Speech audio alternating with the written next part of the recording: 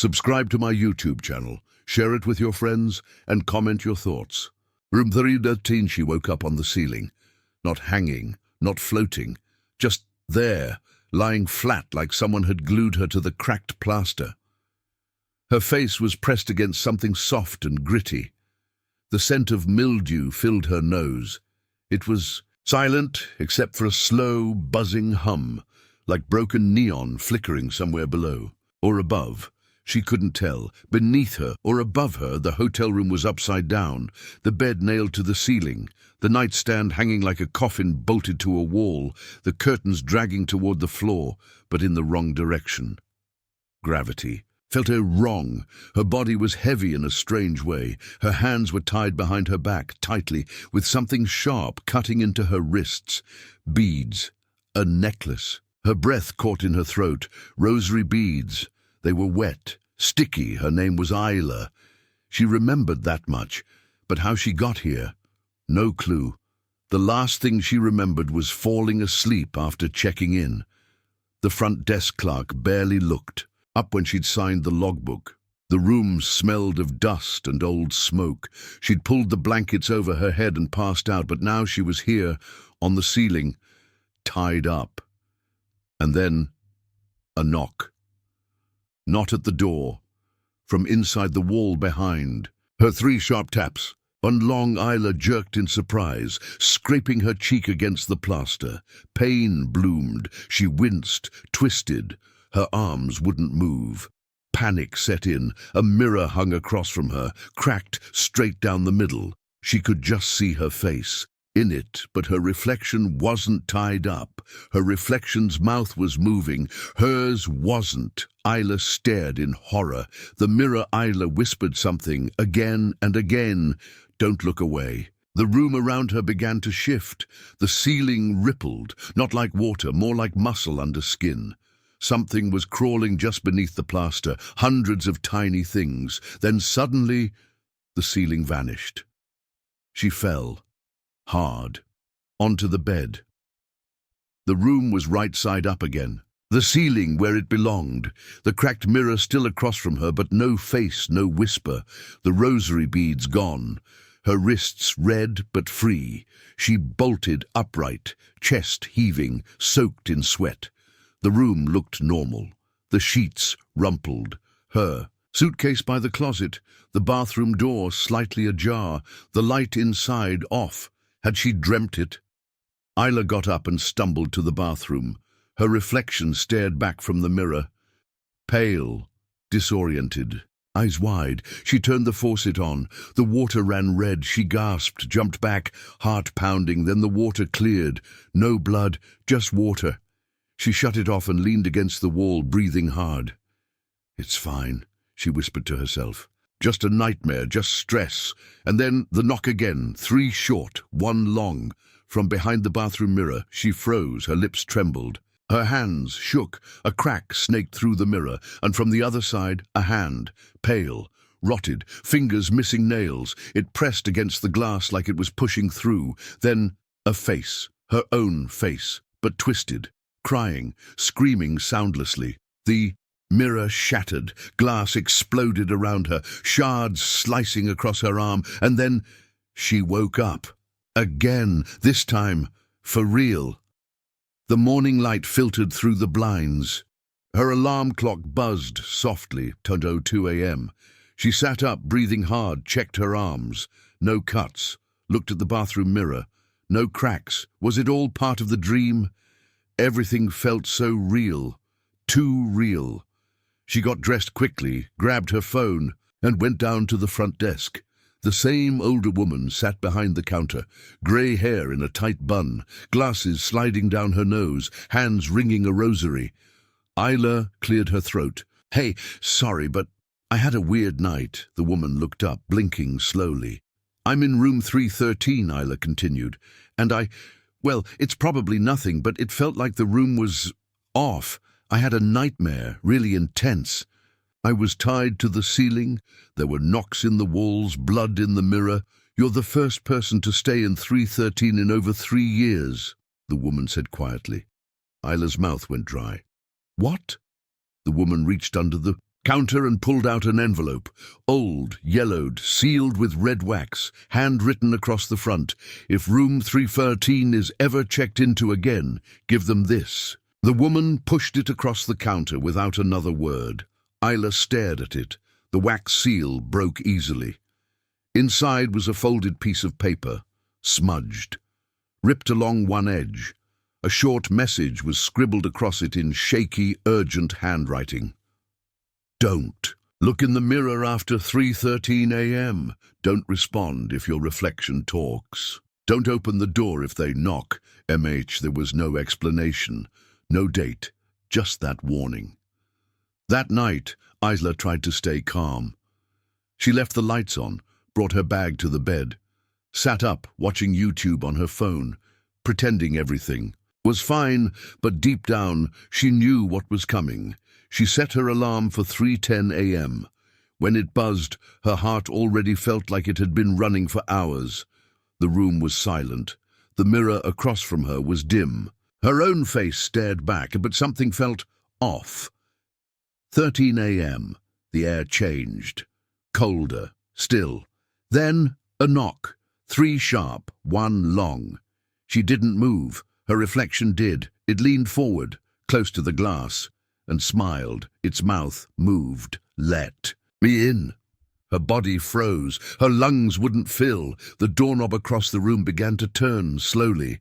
Don't look away. The reflection whispered. Isla blinked.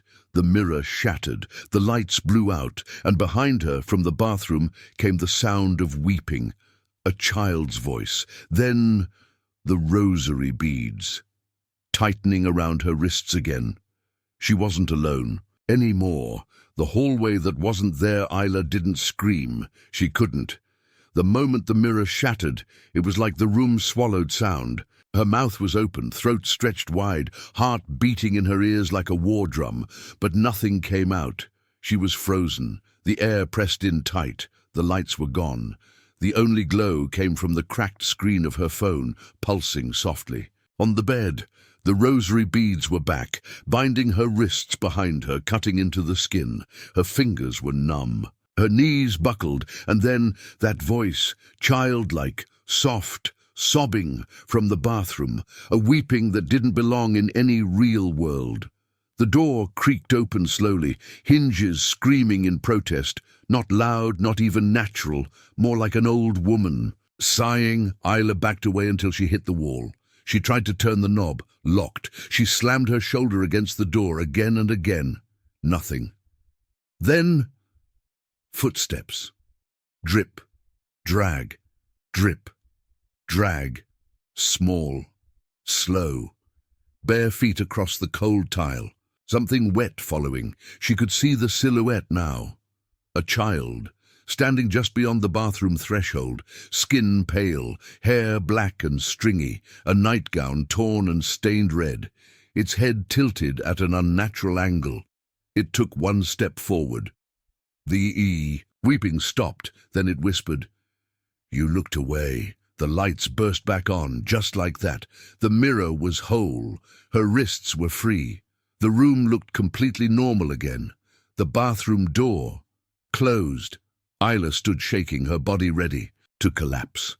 Her arms were bleeding lightly where the beads had cut her. Her phone lay on the bed. It was 3:27 a.m. She grabbed it and hit the flashlight. Still worked. She flicked the lock. This time it opened. She ran. Down the hall, past the vending machines, past the exit sign that blinked like it was dying. She banged on the front desk. Hey, I need to get out of that room. Now, please. The same old woman was there, but she didn't move. She stared at Isla with empty eyes. You looked away, she murmured. Isla froze. What did you say? The woman blinked. I said, you okay, dear? Her voice was normal again.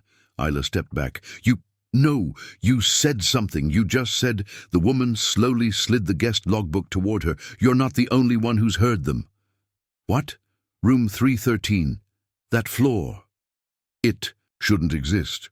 What are you talking about? The woman gestured to the book. Read the note under MH. Isla flipped through MH. Checked in 3 years ago. A man named Marcus Hanley. Room 313. Next to his name was a message written in small, frantic writing. Second door in the hallway leads somewhere that's not on the blueprint. If you hear crying, run. Don't ever go inside the mirror. Isla stared. What happened? To him. The woman said nothing. Isla pressed harder. He's dead, isn't he? I wouldn't say that, the woman muttered. He just never checked out. Later that morning, Isla packed everything. She couldn't stay in that room another night. She didn't even want to be in the building, but when she reached the elevator, it wouldn't open, out of order. She tried the stairwell, chained shut. She walked down the hall, hoping to find another exit, but no matter which way she turned, every hallway looked the same. Red carpet, gold trim, beige wallpaper with roses, and the number on every door. 3. Her stomach twisted. No, no, no, no. She ran, turned left, another hallway. Another row of 313s turned again. Another. It didn't matter where she went. She was trapped in the same hallway. Every door identical. She reached for one, not her own, and tried the knob. It opened. Inside was darkness, but it wasn't empty. It was another hallway. This one narrower, older, lit by flickering candles, like it hadn't seen electricity in a century. Something called to her. Not a sound, more like a feeling. A tug in her chest, like a string pulling her forward. She stepped in. The door slammed behind her. The hallway was tight. The air smelled like rotting wood and iron. Every few steps she saw framed photos, black and white, of hotel guests. All smiling, all dressed in old-fashioned clothes, but every face had the eyes scratched out. Isla moved slowly. Her heart beat louder than her footsteps. Then she saw it, a mirror at the far end of the hallway, a tall one, floor to ceiling, its frame carved with strange symbols, hands, mouths, crosses hanging upside down. She stepped toward it, and the mirror moved. Not her reflection, the mirror itself, like something inside it was pushing forward. A hand, then two. They pressed against the inside of the glass. Not a reflection. Real, fingers twitching, bloody, palms, and then a face followed, not hers, Marcus Hanley. She recognized him from the photo in the logbook. He screamed silently, pounding the glass. Tears streamed down his cheeks. His mouth opened in a word Isla couldn't hear. She stepped closer. "Say it," she whispered. He mouthed it again. "Behind you."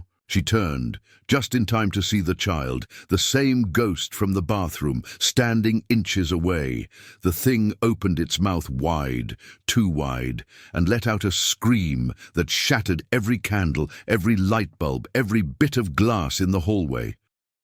Isla dropped to the floor, covering her ears. Blood ran from her nose. The mirror cracked from top to bottom, then black. She woke up in her room again.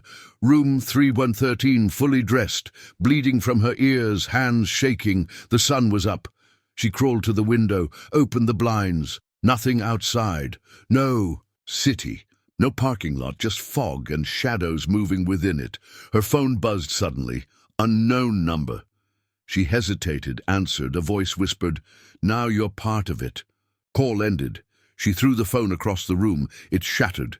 Then she noticed the new thing. Her suitcase was gone. The bed was freshly made, and on the pillow, a rosary, coiled neatly, still wet with blood. She screamed, but no one came. Outside the room, the hallway stretched endlessly. Every door? Room 313. The guests who never left. The hallway didn't end. No matter how far Isla walked, the numbers on the doors remained the same. 313, 313. She counted her steps. 47 before she passed the vending machine. Then she passed it again. Same. Chips missing, same flickering light above it. She was looping. The hotel had folded in on itself. But why? And more terrifyingly, how? She paused, staring at a door on her left. Same brass handle, same peeling gold numbers. But this one, something felt different. She placed her hand on the knob. It was warm, and behind it, movement. She didn't want to open it, but standing still meant death or madness. She turned the knob. The door creaked open. A soft whisper leaked out. "Help us, G." Inside, a ballroom. Dust-choked chandeliers swayed above 100 covered tables. The air was still, yet cold enough that her breath showed it. The far end stood a stage, and on it, them, guests, frozen in place. Dozens of men and women dressed in outdated suits and evening gowns, their skin grey and waxy, their eyes blank, all of them staring at Isla. They didn't blink, didn't move, didn't breathe until she stepped forward. Then, all at once, they smiled. The kind of smile that doesn't mean happiness. The kind you see in wax museums and fever. Dreams. The room groaned, and then a single violin began to play, off-key, slow. The guests turned as one and began to dance, shuffling in stiff movements. Rotting heels tapping the wooden floor. One man's jaw fell off mid-spin. Another dragged his foot broken and bleeding. They danced like puppets, jerky and wrong. And then they began to sing. A lullaby, haunting and broken. The door was locked. We turned the key. The child cried out, but none could see. "Now here we stay, our souls not free, until the last replaces me." Isla's throat closed. She backed up slowly. Then, snap, a head turned. Not a puppet, not stiff. A woman, eyes alive. Tears rolling. Down her face, she stumbled forward, grabbed Isla's arm, whispered, "You have to find the root, the place it started, or this place. It will keep you, like it kept us." Isla's voice broke. "Where?" The woman opened her mouth, but something grabbed her from behind, pulled her back into the crowd. Isla screamed.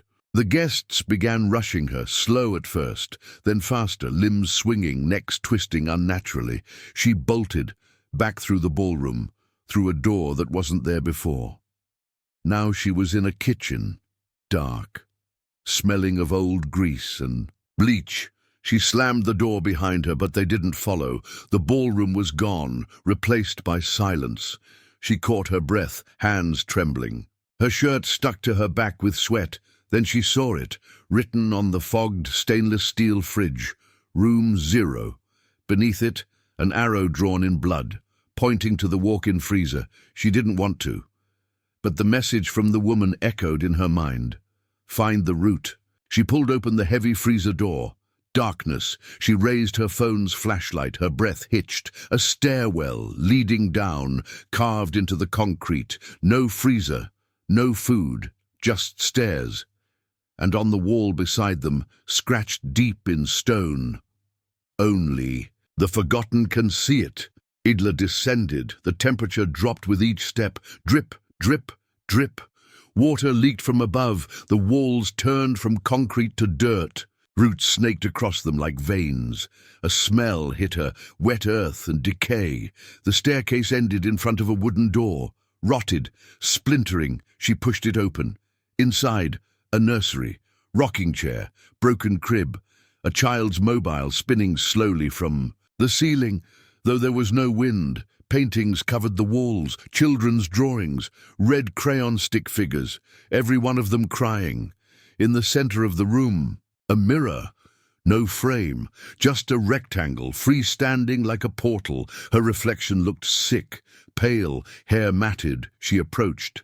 Then her reflection moved, without her.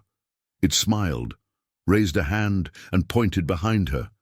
She turned, and there, floating in the air, was a photograph, old, yellowed, edges torn. She took it. It showed the hotel lobby, but older, candlelit, and in the center, a little girl, wearing the same nightgown from before, expression blank. On the back, in faded handwriting, "Elise. Room 0 is hers now. We shouldn't have buried it." Isla's knees gave way. The weeping child wasn't a ghost. She was the anchor, the root, buried here alone, left to rot beneath a hotel built over her grave. No prayers, no marker, no justice, just walls and strangers. Above, her pain had turned this place into a trap. Her rage had shaped it into a maze, and now Isla was inside it. The mirror flickered. Now it showed something else. The reception desk, the old woman, alone. But her reflection was not the same. It showed her younger, holding the hand of a child. The same girl, Elise. She was her daughter. A storm of realization hit. Idla, the woman, knew she had helped hide it, maybe even killed her, maybe not. But she was part of it. They all were, everyone who worked here, every manager, every owner, every guest who looked the other way, and now they were paying for it, one by one. But Elise's pain wasn't ending, because it never had a voice. Isla touched. The mirror, cold, it shimmered beneath her fingers. Suddenly her vision blurred, and she was in the lobby. No footsteps, no noise, just silence. The reception bell sat untouched. Dust covered every surface. But something had changed. Photos hung on the wall, staff portraits, all scratched out, except one, Isla, wearing a uniform, smiling, her name engraved beneath, "Welcome to the Elysian Hotel, employee since 2025. She dropped the frame. No, this isn't real. I'm not. The elevator dinged behind her. The doors opened. Inside, Marcus Hanley, eyes sunken, lips cracked. He whispered, "You checked in." Then, "She's waiting." Isla backed away. The elevator door slammed shut, and all the lights in. The lobby turned red. There was only one thing left to do. Find room 0, not the hallway. The real one. The burial place.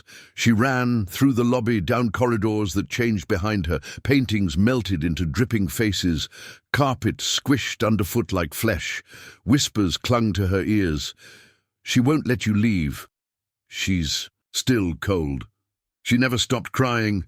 Then another door. No number, just black wood, scratched, scarred. She pushed and entered the storm. Rain, mud, a forest. But she was still in the hotel. Sort of.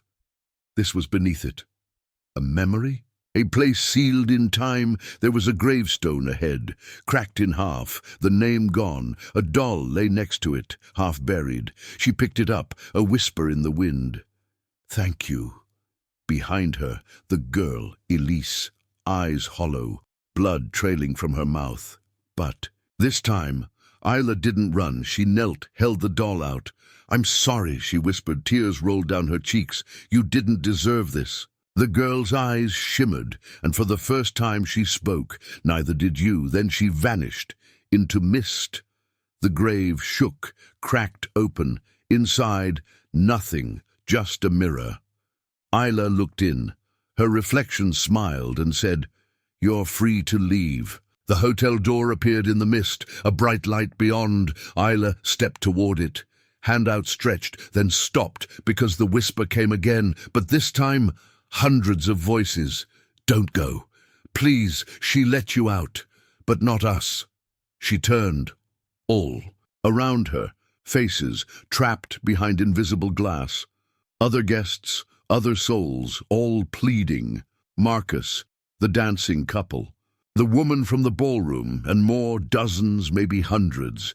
And then she understood. Elise had let her go, but not the hotel. The curse was still alive, still fed by guilt, still hungry, unless someone stayed behind, unless someone told their story, told her story, freed them all. She turned back to the doorway. The light glowed softly. Peace, freedom.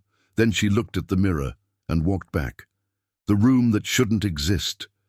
She walked away from the light, back into the dark, back into the hotel that should have let her go.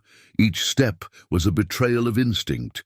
Every cell in Ila's body screamed for her to run toward freedom. But she didn't, because now she knew the truth. The curse wasn't a door she could walk out of. It was a trap that needed unwinding, layer by layer, and the thread began with Elise, but it ended somewhere deeper, beneath the bones, beneath the lies. The world around her shifted again as she crossed the grave. The doll crumbled in her hands. The rain froze mid-air. Trees bled into wallpaper. Then the forest peeled away, like pages in a rotten book. She was back in the hotel, but not in the lobby. Not in any hallway she'd seen before. She stood at the center of a vast, circular room. No doors, no windows, just walls and mirrors, dozens of them stretching from floor to ceiling. Each one reflected a different version of her.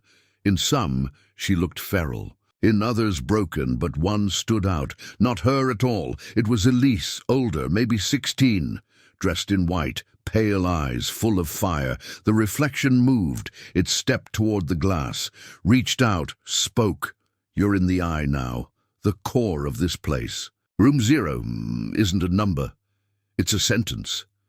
Isla swallowed. "You're Elise," the girl nodded. "What's left of her?" Her voice echoed like it came from deep water. "You saw the grave, but the curse was never just mine." The mirrors around Isla began to flicker. One by one, new faces appeared. Guests, employees, families, each trapped behind their own glass, screaming, clawing, some laughing, some enjoying it. "What is this?" Isla whispered. Elise stepped closer, her hand pressing against the mirror. The glass didn't stop her fingers. They melted through like water. The hotel feeds on what people hide. Their shame, their lies, their guilt. Elise looked sad now. "I died here, yes, but the curse took root because no one tried to stop it. They just covered it up, built walls over the pain." She looked up, and suddenly Isla saw the ceiling. It wasn't plaster or wood. It was flesh, beating, pulsing. The hotel was alive, and it had a heart. "You can still leave," Elise said, "but if you stay, if you choose to fight it, there's one more door, the only door that matters." "Where?" Isla asked. Elise didn't answer. She just turned, pointed at a mirror behind her. It showed a hallway Isla hadn't seen before, lit in a sick green glow. Numbered doors lined each side, but they weren't marked with digits, just names, and the last. In door on the left it said Isla Winters. The mirror shattered and Isla woke up on the floor. She was in that hallway now. She knew it even before she stood up. The air was different here, charged, like a storm was brewing in her blood. She passed the first door, Marcus Hanley. Something pounded from inside. Next door, Diana Wells, a woman's voice screamed, "He wasn't supposed to see! He wasn't supposed to see!" Then sobbing. Next, E. Fletcher. Dead silence. Then, the final door, Isla Winters. It looked like any other door, but she could feel it watching her. Hand trembling, she reached for the knob. It turned easily. And inside, a room she hadn't seen in 15 years. Her childhood bedroom, same stuffed rabbit on the shelf, same blue curtains, same scar on the wood floor where she'd thrown her lamp the night her mother left. "No," Isla whispered. "This wasn't a memory. This was a confession." The room was empty except for one thing, a table, and on it, her old camcorder, taped shut. Dusty. She hadn't seen it since she was 12, since that night, the night her mother screamed through the walls and never came home. Again, she'd filmed it, by accident, then hidden the tape and told no one. Her father had gone to jail. Everyone believed he'd done it. But the tape, it had shown something else. A third person in the house, someone they didn't recognize, someone that had whispered to her through the walls ever since.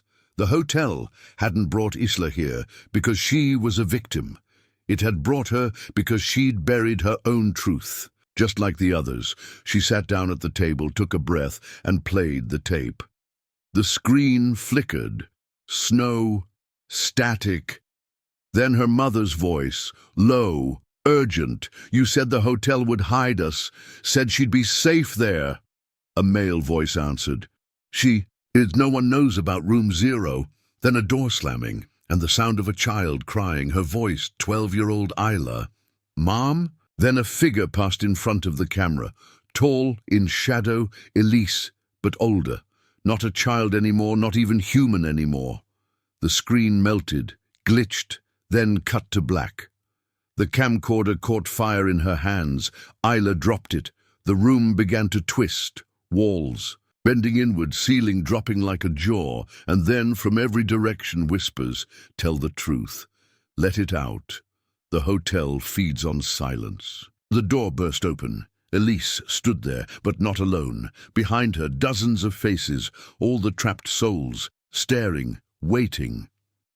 "You can set us free," Elise said, "but you have to show them." Isla fell to her knees. "I don't know how." The floor cracked beneath her. From the hole, black water rose, drowning the floorboards. Elise stepped forward, held out her hand. "Confess." Isla closed her eyes, spoke through shaking lips. "I saw who really hurt my mom. I let my dad go to prison for it, because I was scared, because I didn't want to be alone. I buried the tape, buried the truth. I killed them, both." Silence. The water stilled. The room stopped shifting, and one by one, the names on the doors in the hallway behind her began to disappear. Their guilt unchained, their curses broken.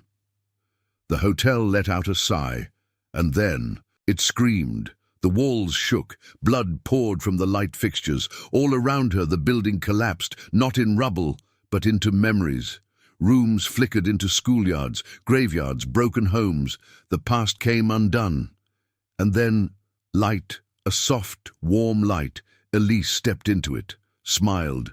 "Thank you," then faded, gone, this time for real.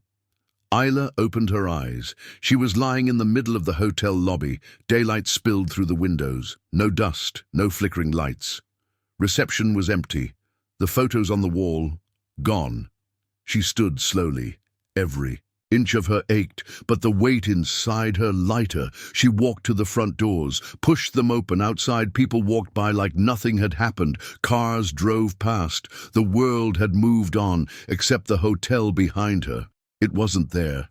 Just an empty lot, weeds, cracks, a sign barely hanging from one chain, "For sale, pending demolition."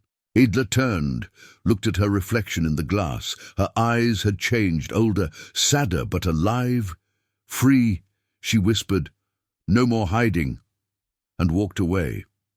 But behind her, carved into the rusted hotel sign, new words had appeared. "Only the guilty check in, only the brave leave, the blood that built it." "Just one night," Colin muttered as he pulled into the gravel lot. His GPS had rerouted him twice. No signal, no Wi-Fi, and the main road, washed out. Now here he was, parked outside a hotel that shouldn't have existed. The sign above was barely readable, hanging crooked from one rusted chain. The Red Hollow Inn. He blinked. Wasn't this place condemned? He could have sworn the travel blog said it burned down years ago, but the building before him stood proud. Victorian style, windows like dark eyes, and a flickering vacancy sign that buzzed like a dying fly. Colin checked his phone. Dead battery. Of course. He sighed. Just one night. He grabbed his bag, stepped inside, and the door closed itself behind him. Inside, the air tasted like syrup and old secrets. Everything was too quiet. No guests. No staff, just a silver bell at the reception desk and a thick guest book open to a blank page. He rang the bell. Ding, nothing, ding, ding, still nothing. Then a pen rolled across the desk by itself. Stopped on the guest book. Ink wet. Waiting. Colin stared. A breeze tickled his ear, but the air was still. Then a voice whispered, soft, female. Name and room. Colin's throat tightened, but he wrote it because part of him already knew he was supposed to. Colin Reese, room 309. The letters inked themselves, darker than they should be. The page turned on its own, and behind the desk, a key appeared, hanging from a hook that hadn't been there a second ago. He took it. He climbed the stairs, and on the third floor, room 309 was already open. The room looked normal, but felt wrong. Too cold, too clean. There was a picture on the wall above the bed, black and white, an old photograph of the hotel during construction, men with shovels, women in long dresses. In the middle, a child, alone, unsmiling, eyes scratched out. Colin turned it over. A year scrawled in pencil, 1919, then a name, Mavis. Reese's breath caught Rhys, his last name, but No one in his family ever talked about that side. Just whispers of bad blood and forgotten debts. Colin's grandfather had died in this state. He never knew why. He placed the photo back on the wall. It was now different. Everyone in. The picture was gone, except the child, still eyeless, still watching. That night Colin dreamt in blood. He was a man in suspenders, digging. The ground writhed beneath his feet. He turned, and behind him stood a priest with no mouth, pointing, screaming silently, pointing at a coffin already in the ground. Colin moved toward it, and inside, himself, wide-eyed, alive. Then the dirt slammed shut. He woke up choking on soil, but his bed was clean mostly, except for the fingerprints on his chest, too small to be his, too deep to be anything but real. By morning, the hotel was different. Hallways had shifted, stairs turned in directions they hadn't the night before, and the guests, they weren't people. He saw them, moving in slow motion, transparent. One bled from the mouth, one dragged her own broken leg, one smiled at him with too many teeth. They stared when he passed, but didn't speak, not until he reached the lobby, and saw her, a woman mid-30s, pale, tired eyes, sitting in the corner with a suitcase at her feet. Isla? She turned, stood slowly. "You shouldn't be here," she said, "not unless you want to give it something." Give what? She walked past him, tossed a file onto the desk. Inside, newspaper clippings. Hotel reopens after decades of death and disappearances. No survivors found after 1947 gas explosion. Construction company found guilty in child labor cover-up. Colin's eyes widened. "They built it on blood," Isla whispered. "And the foundation remembers." She handed him another paper. Nay, old birth certificate. Mavis Reese, born 1912, died 1921, buried beneath Red Hollow Hotel. She was one of the first, Isla said. They said she fell into the boiler shaft, but the truth, she pointed at the floor, they buried her alive because she saw what they did to the others. Colin's head spun. "My family. Your blood's tied to this place, which means the hotel wants you." "Why me?" Isla stepped closer. "You still have shame, regret, secrets." Then she whispered, "And it's hungry." Colin tried to leave, ran through the front doors. But outside, another hallway. Not streets, not cars, just more doors. Endless, twisting, bleeding. Isla's voice echoed behind him. "You have to find your room." No, I didn't do anything. I'm not." "You watched your friend drown when you were 12. Colin froze. He turned. "How do you—" "You didn't jump in. You ran. And you lied. Said you weren't there." Isla's voice cracked. "Now that's the currency here. Regret, guilt. That's what keeps the walls standing." He backed away. "I didn't mean to—" "I know. But you have to tell the hotel. Confess." She held up a key. Not his, not hers. A third one. Room 00. The door behind her creaked open. Inside, a staircase, leading down, to the bones, to the beating heart of it all. "I'm done running," Colin said, and stepped inside. The staircase pulsed. Each step he took, the light dimmed. His memories surfaced. The laughter of his friend before he slipped underwater. The sirens, the guilt, his parents believing the lie, and the years of silence. He saw it all again, felt it, owned it. By the time he reached the bottom, the walls were breathing, and at the end of the hall, a door made of teeth, and Mavis Reese stood before it. She wasn't a girl anymore, wasn't even human. Skin like burned paper, eyes still gone, but her voice, a child's whisper, "Will you trade your life for the truth?" He didn't answer, just knelt. "I'm sorry. I should have told someone. I should have jumped in." Tears fell from his eyes, hit the ground. The door behind her opened. Inside, a pit of light and voices. Hundreds. No, thousands. Whispers of names, confessions, crimes, secrets. It was the hotel's core, a library of guilt. He stepped in, and the light burned. He woke in bed, in his own apartment, sunlight streaming in. Birds outside, phone buzzing. His name was trending online. Why? He opened it. Breaking. Missing hotel found demolished, new body identified. Colin Reese. And underneath, authorities say he confessed everything before he died. Colin stared at the photo of the body, his face, his eyes, but he was still here, breathing. Then, his reflection in the mirror smiled back at him, but he hadn't smiled, not even close, and on the bathroom wall, smeared in steam, one more guest left to check in. No one leaves empty. The morning was too bright, too still. Isla didn't remember walking out of the hotel. She just wasn't inside anymore. She stood by the road, gravel cutting into her bare feet. No luggage, no bruises, no answers, just silence. Behind her, the Red Hollow Inn was gone.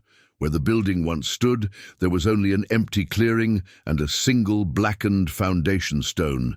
The hotel had taken so many, but she was still alive, and that felt wrong, because Udla had left something behind.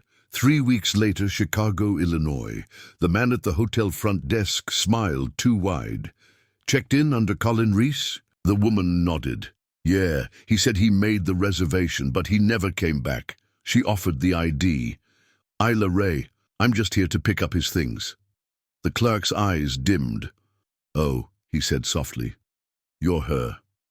Isla froze. "What do you mean?" He didn't answer, just reached behind the desk, pulling out a battered leather bag. Colin's. She unzipped it right there. Inside, his journal, a room key and a photograph, not one she'd ever seen before. It was taken from above, as if the ceiling had been watching, she and Colin asleep in the Red Hollow Inn, and in the corner of the photo, a dark figure, small, child-sized, watching them. Mavis. Isla dropped the bag. The key hit the floor. Room 000. The tag was cracked in half, like someone or something had tried to destroy it. That night, Isla went home and read Colin's journal. He'd written everything, the truth about his friend's death, his family's connection to the hotel, the dream staircase, the room of whispers. Even the last page had something. Knew a confession Isla hadn't seen before. "I told her I was strong enough. I lied. The hotel didn't let me go, it let me out." Her fingers trembled. She flipped the next page, blank, except for 4 words. "She's not done yet." Later that night, Isla stood in her bathroom, staring at herself in the mirror. The lights flickered, steam crawled across the glass, and behind her, a shadow. She spun around. Nothing. But when she turned back, words had formed in the fog. "Bring me home." 2 days later, Appalachian Mountains off Route 61, the forest was dead quiet. Even the birds refused to sing. Isla walked through the undergrowth, guided by instinct and memory. She hadn't told anyone where she was going.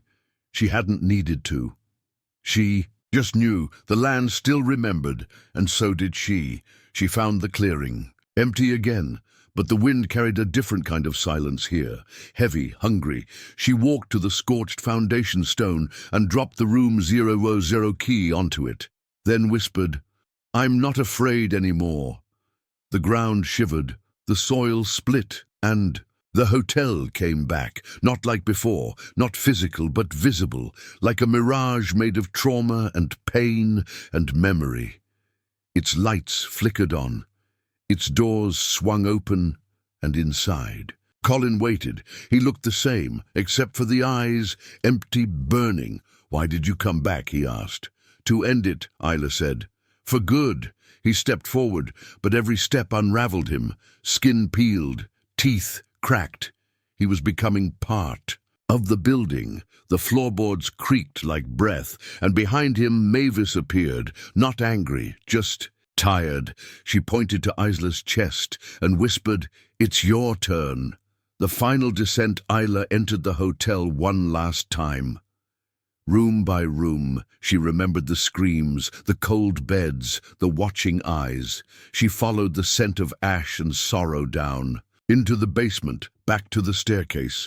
It hadn't changed. Each step still echoed with guilt, but this time Isla didn't hesitate. She went down, and at the bottom found it, the heart of the hotel, the whispering room, the walls made of voices, and in the center, the guest book.